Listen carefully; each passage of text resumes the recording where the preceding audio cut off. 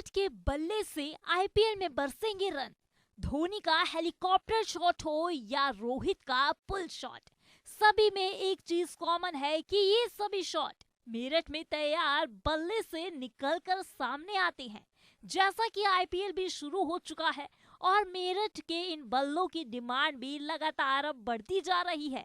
IPL में तकरीबन ऐसे 50 खिलाड़ी नजर आएंगे जिनके हाथों में मेरठ के बने बल्ले ही देखे जाएंगे। हर खिलाड़ी अपना हुनर दिखाने को तैयार है और फैंस भी इस रोमांच का गवाह बनने को तैयार है। लेकिन आज हम आपको बताने वाले हैं कि मेरठ में स्पोर्ट्स के कारोबार का इतिहास क्या रहा है।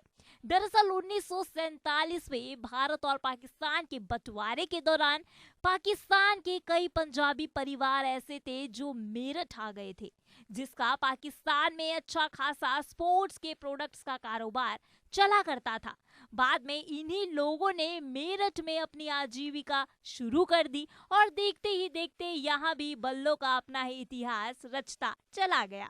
रिपोर्ट्स के मुताबिक ये कहा जाता है कि अगले 5 सालों में यानी कि 2027 तक भारत में स्पोर्ट्स एंड फिटनेस इंडस्ट्री का कारोबार 27 अरब डॉलर से बढ़कर 100 अरब डॉलर तक पहुंच जाएगा। बता दें कि भारत ही नहीं बल्कि ऑस्ट्रेलियन क्रिकेटर रिकी पॉन्टिंग भी हमें मेरठ के बने बैट का इस्तेमाल करते ही नजर आते हैं। इससे पहले हमने तस्वीरों में दिखाया था कि जो बल्ले तैयार किए जाते हैं वो खराद मशीन पर किस तरह पहुंचते हैं, किस तरह उनकी जो है नपाई तुलाई और किस तरह वो तैयार होते हैं। और उसके बाद जब बल्ला तैयार हो जाता है तो बल्ला जो है ऊपर यानी कि जो दूसरा जो फ्लोर है उस पर पहुंचता है। यहाँ पर आप सबसे पहले देख सकते हैं कि जो ये बल्ले हैं ये कंप्लीट बल्ले यहाँ पर रखे गए हैं, यानी कि हाथा से लेकर इन पर जो है वो पॉलिश कर दी गई है। और दूसरी जो तस्वीर है वो मैं आपको दिखा दूं कि यहाँ पर जो बल्ला तैयार होने के बाद अगले जो कारीगर है उसके पास पहुँचता है और उसके द्वारा जो बैट है उन पर स्टिकर लगाया जाता है। और उसके बाद अब मैं आगे चलता हूँ क्योंकि यहाँ पर ही बल्ला अभी हालांकि आधा ही तैयार हुआ है। उसके बाद आपको दिखा दूँ कि इस जो दूसरे कारीगर है वो बल्ले पर यानी कि दोनों तरफ यहाँ पर वो टेप लगा रहे हैं, क्योंकि टेप लगने के जो बाद जो बल्ले की पकड़ है या बल्ला है वो मजबूत तैयार हो जाता है। और उसके बाद यहाँ पर जो बल्ले को जो अंतिम रूप देने के लिए जो है बल्ले पर फिनिशिंग की जाती है। फिनिशिंग में आप देख सकते हैं कि जो कारीगर है वो लगातार बल्ले को फिनिशिंग यहाँ पर देने का काम कर रहे हैं। लगातार जिस तरह से जो बल्ला है वो लगभग एक बल्ला तैयार होने में 15 से 20 दिन का समय लेता है और उसके बाद वो मार्केट में चला जाता है और बिकने के लिए वो तैयार होता है।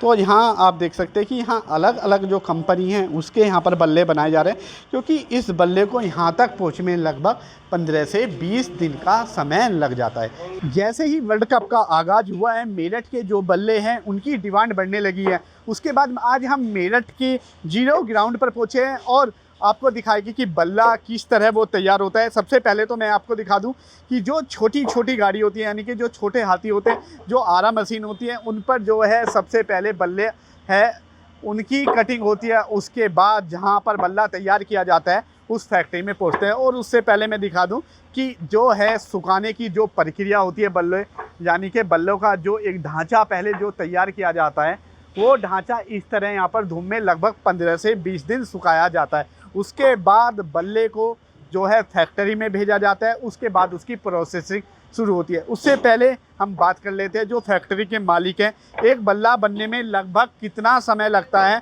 और उसमें जो बल्ले है उसका जो नाप तोल है, लंबाई है, वो किस तरह नापी जाती है। सर आपका नाम? राकेश गोस्वामी। राकेश जी, एक बल्ले को तैयार होने में किन किन प्रक्रियाओं के बीच होकर गुजरना पड़ता है? सबसे पहले ये भैया पहले सुखानी पड़ती है, कम से कम 1.5 महीने लकड़ी सूखती है। सुखाने के बाद कटिंग होती है, कटिंग के बाद हैंडल लगता है, हैंडल लगने के बाद इसकी फिनिशिंग होती है, बनाई होती है। उसके बाद ये फैक्ट्री आता है तैयार होने के लिए, जो उसके बाद स्टिकर लगता है, उसके बाद ये मार्केट में निकल जाता है। क्योंकि सबसे पहली प्रक्रिया होती है सुखाने की, कितने दिन की ये प्रक्रिया होती है? कम से कम 1.5 महीना, कम से कम 1.5 महीना। उसके बाद क्या बल्लों का वेट होता है? उसके बाद क्या खराब पे जाता है? वेट 900 ग्राम, 1 किलो, 1100 ग्राम का वेट होता है। 32 इंची की लंबाई होती है, फुल साइज की 32-33 इंची लंबाई होती है। एक बल्ले को बनने में कितना समय लगता है? एक बल्ले को तैयार होना दो दिन का समय लगता है, यानी कि 50 बल्ले डाल रखे कारीगर ने, उसको 50 बल्लों को 2 दिन का समय लगता है। उनमें उनकी सब प्रक्रियाओं से कितने लोगों के बीच वो होके गुजरता है बल्ला? बल्ला कम से कम एक बल्ला कम से कम छः कस्टमरों के हाथ में निकलता है, 6 कारीगरों के हाथ में जब तैयार होता है। उसके बाद यहाँ से जो बल्ला है आपका जो है अलग अलग या डिस्ट्रीब्यूटरों को क्या कैसे भेजा जाता है? जैसे बाहर की पार्टी को ऑर्डर आता है, बस किसी ने 2 बंडल मांग लिए, 50 बैट मांग लिए, 100 बैट मांग लिए, उसी तरह से ट्रांसपोर्ट से भेजते हैं हम। जैसे वर्ल्ड कप है और वर्ल्ड कप के बाद क्या लगा कि बल्ला का जो व्यापार है यानी कि कुछ उसमें उम्मीद है मगर अभी कुछ नहीं है, उम्मीद है काम चलने की, मगर फिलहाल कुछ नहीं है।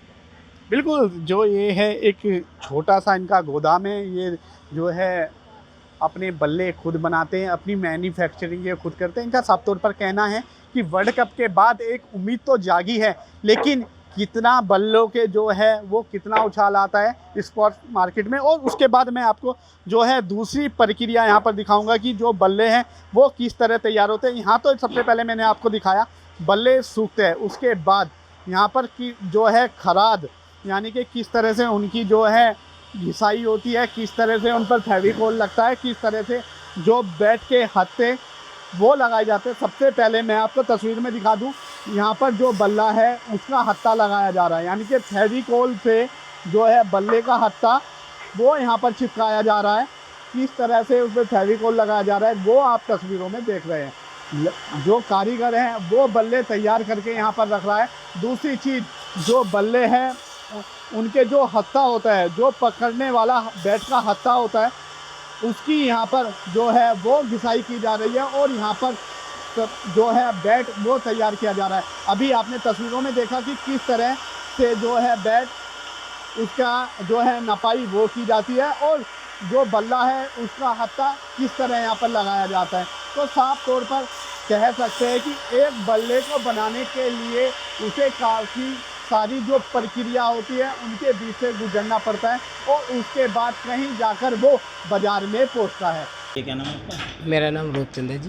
भूपेन जी, बॉल की प्रक्रिया शुरू से लेकर आखिरी तक किस तरीके से बॉल बनाई जाती है? बस देखो, आपने अब देख तो लिया ही है मेरे पास किस तरह से बॉल बनाई कि सबसे पहले तो कच्चा लेदर लाना पड़ता है मार्केट से, तो वहाँ से लाकर इसको होद में डालना पड़ता है। उसका बहुत लंबा प्रोसीजर होता है, तकरीबन ये 7-8 दिन लग जाते हैं उसको लेदर को पकाने में। उसके बाद में तब जाके वो हाथ में आता है, उसको कलर किया जाता है। उसके बाद फिर यहाँ इसको निशान लगा के काटे जाता है, फिर मशीन पे जाता है। मशीन के बाद में जब इसकी सिलाई विलाई होती है जो आप देख रहे हो, तो ये समझो कि एक बॉल को बनाने के लिए तकरीबन 10-11 व्यक्तियों के हाथ से निकलती है, तब जाके ये तैयार हो पाती है। एक बंदे का काम नहीं है ये। जिस तरीके से बॉल को इस बार मेरठ की बॉल को वर्ल्ड कप में भी जगह दी गई है, तो थोड़ा बहुत आपके भी कारोबार में फ़र्क पड़ेगा जब मेरठ की बॉल है तो कितनी हाँ, जी डेफिनेटली पड़ेगा। और हमें बहुत खुशी है कि हमारे मेरठ का और बॉल का और बल्ले का वर्ल्ड कप में नाम आ रहा है। इससे बड़े क्या बात हो सकी है हमारे लिए। आपका नाम? लेखराज। लेखराज जी, एक बल्ले को तैयार होने में कितना समय लगता है? पूरा समय कम 1.5 महीना लगता है। क्या क्या प्रक्रिया से होकर उसे गुजरना पड़ता है?